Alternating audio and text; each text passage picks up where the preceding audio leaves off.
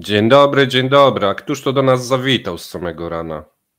Witamy się, z tej strony Mateusz Lech oraz Paweł Jeżowski. Zapraszamy na codzienne wydanie ekonomicznego przeglądu. Zanim oddam Pawłowi głos, chciałem wrzucić na chwilkę tylko nasz baner dziękczynny dla wszystkich, którzy dają wkład w to, żebyśmy mogli tworzyć nasze materiały. To dzięki Wam powstają te programy. Dzięki za kciuki, dzięki za lajki, dzięki za komentarze i oddaję Ci, Paweł, głos. Zapraszamy do komentowania, lajkowania i przede wszystkim subskrybowania. Już nam mało brakuje, ponad 200 osób. Być może uda się to dzisiaj, być może jutro. Trzymamy tutaj kciuki. A my, słuchaj, sobie przechodzimy do informacji związanych z giełdą. I tu od razu taka też malutka ankieta, bo część z Was cały czas pisze, żeby nie puszczać tej pogody, część pisze, żeby puszczać tą pogodę. Ja zrobię tak, że puszczę ankietę w zależności od tego, jak odpowiecie, to jutro będzie pogoda lub tej pogody w Rosji nie będzie. Wszystko zależy od Was. A jeżeli chodzi... Kończmy tą pogodę, nie dawajcie. A jeżeli... Róbmy tą pogodę. A jeżeli chodzi o, słuchajcie, o giełdę, no to mamy informacje, jeżeli chodzi o Uralsa, mamy spadki. One są niewielkie, za moment pewnie będziemy mieli jutro wzrosty, ponieważ ropa Brent idzie do góry. Natomiast jeżeli chodzi o waluty, no to sytuacja jest bardzo stabilna. Mieliśmy wczoraj taką próbę, widać było, że ktoś bardzo mocno sprzedawał i szczególnie jeżeli chodzi o dolara i juana, natomiast rynek się obronił. Były spadki, już dochodziły do 1%, jeżeli chodzi o amerykańskiego dolara, natomiast rynek się obronił i na koniec dnia wróciliśmy do takiego status quo. Zobaczymy, jak to dalej będzie przebiegać. W dosyć dziwnym miejscu mamy tą stabilizację powyżej 97. Ale zobacz, jeżeli tak będzie, no to niestety będzie następna podwyżka, ponieważ rząd cały czas planuje, że ten dolar powinien być w okolicach 90. A ja chciałem powiedzieć, że zbliżamy się do końca października i dalej nie przybyliśmy setki, więc na razie to ja mam rację, a nie ty. Poczekaj, odszukaj ten materiał i zobacz, co ja tam mówię, że zobaczymy 100 w październiku. Okej. No okej. Sobie tam potem dodałeś. Przechodzimy do pierwszych wiadomości. Mateuszu, oddaję Ci głos. Słuchajcie, głowa Kościoła prawosławnego plecie coraz dziwniejsze rzeczy i musicie tego posłuchać, bo to się w głowie nie mieści. I mam dla Was temat wypowiedzi patriarchy moskiewskiego Cyryla na temat rosyjskiej broni nuklearnej. Cyryl stwierdził, że broń nuklearna Rosji została stworzona pod opieką Boga i świętego Serafina z Sarowa. Dodał, że broń ta jest kluczem do niepodległości Rosji i uratowania kraju. Prace nad radziecką bombą atomową rozpoczęły się w latach 30., a pierwszy udany test przeprowadzono w 1949 roku.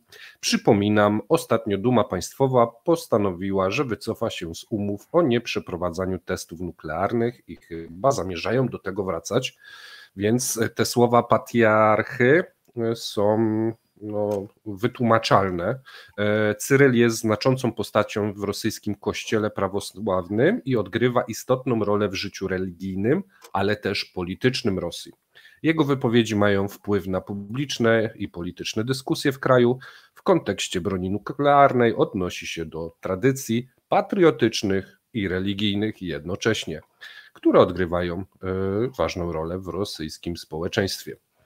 Paweł, co byś powiedział, jakby nasz papież powiedział, że broń nuklearna to dzięki niej jest, na świecie wspaniale i jest pokój? Powiedziałbym, że nasz papież nie żyje. Więc... To tym bardziej byś się zdziwił, jakby coś powiedział. No dobrze, przekazuję Ci głos. Słuchajcie, mamy informacje o kolejnych podwyżkach, albo inaczej, o kolejnym zwiększeniu kosztów. Tym razem, jeżeli chodzi o ciężarówki, okazuje się, że od początku 2023 roku drastycznie wzrósł koszt ciężarówek. Tutaj mówimy głównie o ciągnikach dalekobieżnych. No i teraz w zależności kto o tym mówi, no to te wzrosty kosztów ciągników, cen tych ciągników dalekobieżnych no wahają się od 30% nawet do 75%. Tutaj 30% podaje kierownik do spraw kluczowych klientów w Dajan Rus, oficjalny dystrybutor ciężarówek Dajun. A pozostałe osoby z branży podają najczęściej, i to jest taka mniej więcej myślę, że średnia, co by się zgadzało z obecnym kursem juana, że od początku roku nawet wyżej, tak, te ciężarówki więcej zdrożały niż ten kurs juana, natomiast od początku roku te wzrosty są pomiędzy 60% a 75%. Taki przyzwoity ciągnik to jest koszt od 10 powiedzmy milionów rubli do nawet 14 milionów rubli. No i tutaj główne powody tego, no to oprócz tej zmiany kursu dolara, no to również nowe stawki i opłaty eksploatacyjne, w szczególności te recyklingowe, które w sierpniu weszły, o tym też Wam mówiliśmy, natomiast chińscy producenci podnoszą również ceny ze względu na spadek konkurencyjności, bo tutaj jeżeli chodzi o europejskie firmy, no to wszystkie europejskie firmy odeszły, a do tej pory stanowiły dosyć duży udział w rynku. A jeżeli spojrzymy też na ceny, bo jeszcze ktoś tam próbuje ściągać w tym imporcie równoległym te ciągniki z Europy, no to mamy te ceny wyższe w stosunku do zeszłego roku o nawet 100%, więc jest to mało opłacalne. Natomiast nie jest to koniec złych informacji, złych wieści dla tych firm transportowych, ponieważ eksperci wieszczą, że do końca roku ceny jeszcze urosną i powodem wzrostu, co ciekawe, a o tym też, czy tego można było się spodziewać, tak, jest podwyżka głównej stopy procentowej przez Bank Centralny 15 września. No i teraz pytanie do Ciebie, Mateuszu, dlaczego? Dlaczego podwyżka stóp procentowych spowodowała podwyżkę ciągników? Tak, gdyż wiele ciągników pewnie jest branych na kredyt i tak koszty kredytów będą wyższe. Tak, opłaty leasingowe tutaj, jeżeli chodzi o dzierżawy tych ciągników, no rosną. Tutaj już mieliśmy pod koniec zeszłego miesiąca wzrost o 1,5% tych opłat, natomiast pamiętajmy, że dopiero te ceny gdzieś tych zwiększonych leasingów zobaczymy w październiku, w listopadzie, a jeżeli będzie kolejna podwyżka stóp procentowych, no to znowuż będziemy widzieć następne tutaj podwyżki opłat leasingowych. No i jaki jest efekt? No efekt jest taki, że wiele firm nie decyduje się na zakupy żadnych ciągników.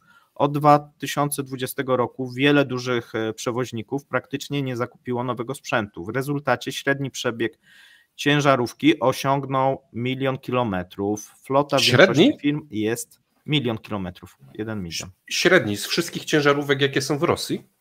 Tak, średnia. Wow, no to grubo. Nie wiem, czy to jest dużo, czy to jest mało. Ja się szczerze powiedziawszy na tym, ty chyba coś robiłeś kiedyś w tym segmencie rynku. Natomiast piszcie, jak to wygląda w Polsce, czy 1 000 000 kilometrów jako średni przebieg dla ciężarówki, która jest używana, to jest dużo, czy to jest mało?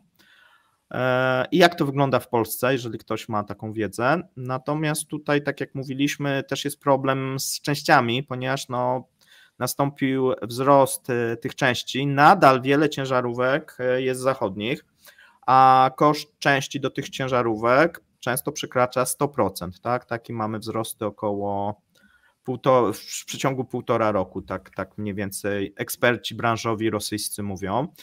I jeszcze jest jedna rzecz, sytuację pogarsza częstotliwość konserwacji wymaganej przez chińskie ciągniki, no i tu też mamy różnicę. Zalecany przebieg między konserwacjami w przypadku europejskich to było około 80-120 tysięcy, a w przypadku marek chińskich to nawet nie jest połowa, bo średnio podaje się 50 tysięcy kilometrów, jeżeli chodzi o wymagany serwis i konserwację. Tutaj również jeszcze na jedną rzecz eksperci zwracają uwagę, że ze względu na dosyć duży napływ nowych chińskich ciężarówek brakuje usług związanych z ich konserwacją. Ponieważ liczba dystrybutorów samochodów ciężarowych z Chin rośnie szybciej niż liczba tych dealerów, którzy posiadają wystarczającą wiedzę i zasoby do naprawy tych ciągników. No więc możecie sobie często kupić, natomiast jak wam się coś zepsuje, no to macie problem. To słuchaj, okej, jeszcze mówisz, dobra. Tak, eksperci są, słuchajcie, zgodni, że już niedługo dalszy wzrost cen ciężarówek spowoduje istotny wzrost kosztów przewoźników i kosztów transportu, wzrosną taryfy za ich usługi, no co będzie następnym proinflacyjnym czynnikiem. No właśnie, chciałem rozwinąć ten temat. Po pierwsze, dostaliśmy informację na czacie, że 1 milion to już jest sporo, tak na dobicie po kraju. Później taka ciężarówka na małe odległości. W Rosji nie ma małych odległości. Tam są duże, więc to... Drugi temat, jakość, bo też dostaliśmy informację, zależy po czym jeździ. W Rosji jeździ po wszystkim. Ta jakość dróg jest różna, więc ta średnia będzie ciężka. To, co powiedziałeś, koszty remontów, napraw w górę, koszty zakupu nowego sprzętu w górę, koszty samego sprzętu w górę, no i mandaty, opłaty, wszystko też w górę. Czyli jeden wielki wór, który można podpisać inflacja. Koszty ropy też w górę, nie? Tak, ostatnio. Więc, tak. Znaczy wiesz, ropy jako diesla, tak? Tak, chodzi mi o ropę, że tak, no dokładnie, więc wszystko w górę. I pensje w górę, gdyż za chwilę dojdziemy do tego tematu. Też kierowcy bardzo są kierowców najbardziej chyba brakuje w Rosji, tak? To jest taki zawód, ze względu na prowadzony konflikt, bo tam też brakuje i tutaj trzeba konkurować i zarobkami, no i też dostępnością, bo niektórzy kierowcy zostali, że tak powiem, zabrani. Dobra, to przechodzimy dalej. Słuchajcie, Łukaszenka odmówił spłaty niemal 2 miliardów rubli rosyjskim inwestorom. Rosyjscy inwestorzy zwrócili się do rządu Rosji o uznanie Ministerstwa Finansów Białorusi za pozbawionego skrupułów pożyczkobiorcę i za przestanie udzielania mu pożyczek międzypaństwowych w przyszłości. To mi się podoba. Pozbawiony skrupułów pożyczkobiorca. To brzmi jak skrytożercy. Jak to było? Z parówkami? Parówkożercy. Tak, dobra. Ja się zapętliłem. I o co chodzi? To wynik braku spłaty białoruskich euroobligacji na kwotę około 2 miliardów rubli. Inwestorzy skarżą się, że nie otrzymali płatności od lipca 2022 roku i apelują o działanie rządu w tej sprawie. Przewodnictwo inicjatywy należy do inwestora Aleksandra Marczenkowa, który złożył już pozew przeciwko białoruskiemu Ministerstwu Finansów w związku z brakiem spłaty euroobligacji. Wsparło go kolejnych 200 osób i 30 organizacji inwestorów, czyli grubsza akcja.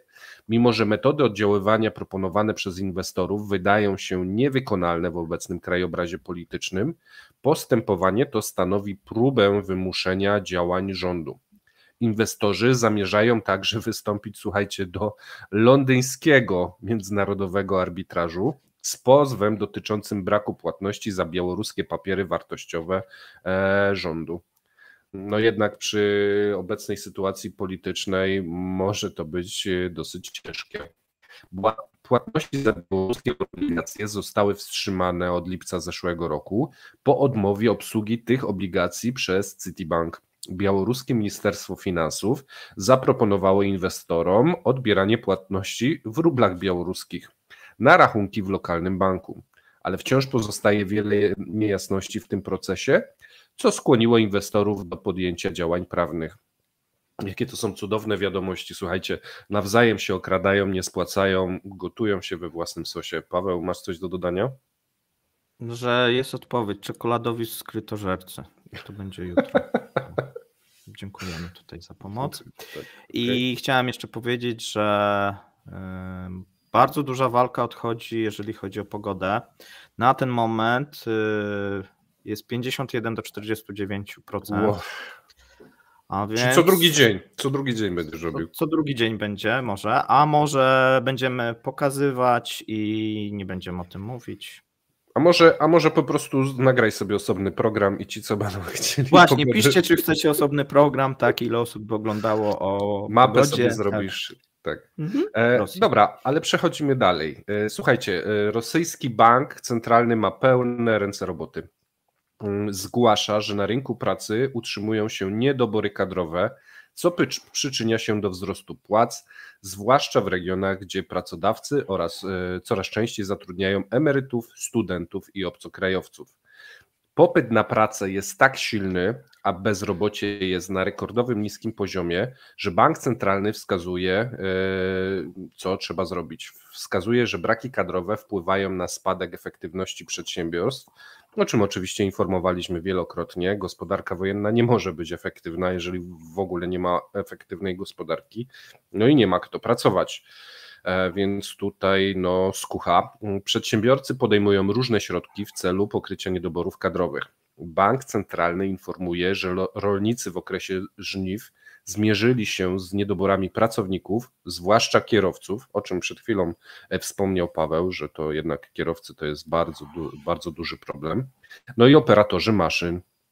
No i tu też mówiliśmy o tym. No nie wspomnieli o brakującym dieslu na stacjach paliw, gdy były plony, no ale to też był kolejny element. Aby rozwiązać ten problem, firmy wdrożyły programy mające na celu zatrzymanie personelu, takie jak podwyżki płac, zapewnienie mieszkań, przyciąganie zagranicznej siły roboczej. Z tym ostatnim to im wychodziło tak średnio. Wzrost płac jest uważany przez bank centralny za czynnik proinflacyjny. Kolejny, zgadza się. Jak to będzie ciekawe wyglądać dalej. Moim zdaniem ludzi będzie brakować jeszcze przez wiele lat, więc przed przedsiębiorcami i bankiem centralnym szykują się schody. Na ten moment jeszcze nie wiadomo jak strome i jak wysokie, ale na pewno będą. Chyba że masz coś do dodania, Paweł. Nie, tutaj widzę, że temat pogody i wypadków teraz drogowych pojawił się. Zastanowimy się na ten temat. Natomiast mam dla Ciebie informację i pytanie, ponieważ naukowcy w Rosji ustalili wiek początku starości u Rosjan i Rosjanek. Jak myślisz, ile to jest lat? 16 i 12. 16 i 12. Dobrze, w połowie 2022 roku, to dosyć już jakiś czas temu, przeprowadzili ankietę. No ciekawe, że przeprowadzili w tamtym roku, a wyniki dopiero mają w tym roku. Musieli mocno liczyć, wiesz. Nie ma nauczycielów matematyki, więc... W roku naukowcy przeprowadzili ankietę wśród 1,2 tysiąca Rosjan i Rosjanek w różnym wieku, różnym stanie cywilnym, poziomie dochodów z 65 regionów w kraju, a więc próba reprezentatywna. Zapytano ich, w jakim wieku starzeją się, a następnie wyjaśniono, kiedy ich zdaniem starość zaczyna się u mężczyzn lub kobiet. Znaczy oni chyba wyjaśnili. Tak więc Rosjanie podają, że najpierw Rosjanie uważają, że średnio starość występuje od 69,4 lat u mężczyzn. Ale to jest po śmierci. Kobiet, to zaraz do tego dojdziemy. W wieku 68 lat u kobiet, nie? Czyli mężczyźni tutaj później się starzeją według mężczyzn.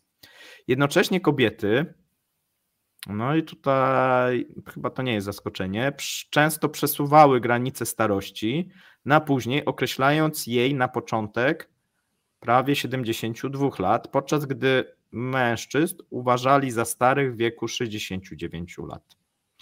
No i teraz właśnie ta informacja, którą już wywołałeś. Kobiety w Rosji żyją średnio dłużej niż mężczyźni. Według Roστatu w 2022 roku oczekiwana długość życia kobiet przewyższyła średnią długość mężczyzn o ponad 10 lat. W przypadku kobiet to jest 77,8 wobec 67,5 dla mężczyzn. Według niezależnych źródeł i badań ten wiek jednak jest często krótszy o 2-3 lata. No tutaj Rosstat podobno zawyża. Czyli mamy oficjalnie, że Rosjanie czują się starzy, jak już leżą za 2 lata w grobie. Znaczy nie dożywają starości. Rosjanki tylko dożywają. Według tych danych, słuchajcie, Rosjanki dożywają starości, natomiast Rosjanie nie dożywają tej starości. Wszyscy umierają młodo. To młodo. Mężczyźni umierają młodo, no ale Rosjanki umierają często już w takim starszym wieku. Piszcie, jak wy uważacie, piszcie, jakby to wypadało w Polsce, piszcie też, jeżeli... Czy uważacie się starymi? Czy uważacie się starymi? Ile macie lat? Czy w porannym cepie ma być pogoda z Rosji? Odpowiedź oficjalna tak. Dziękujemy za udział w ankiecie i do usłyszenia jutro. Dajcie znać w komentarzach, ile macie lat i czy czujecie się starzy. Zrobimy własne badania. Nie? Tak? Ale myślisz, że ile będzie? To może jakąś próbę zrobimy, tak? Podczas właśnie następnego. Zrobimy jakąś ankietę, zobaczymy, jak jest u naszych słuchaczy. 28 lat i bardzo stary, dziękujemy. I życzymy dużo w takim razie zdrowia. I tutaj Putin zlikwidował starość, kolejny sukces. Brawo, mężczyzn zlikwidował. Tak. Z kobietami jeszcze mu nie idzie. Z kobietami jeszcze trudniej. To zawsze z kobietami trudniej. Tak, no to uparte są, nie chcą umierać. Dobrze. Już nie mniejmy w tym temacie. Dziękujemy, miłego dnia wam życzymy. Trzymajcie się. Cześć. Cześć.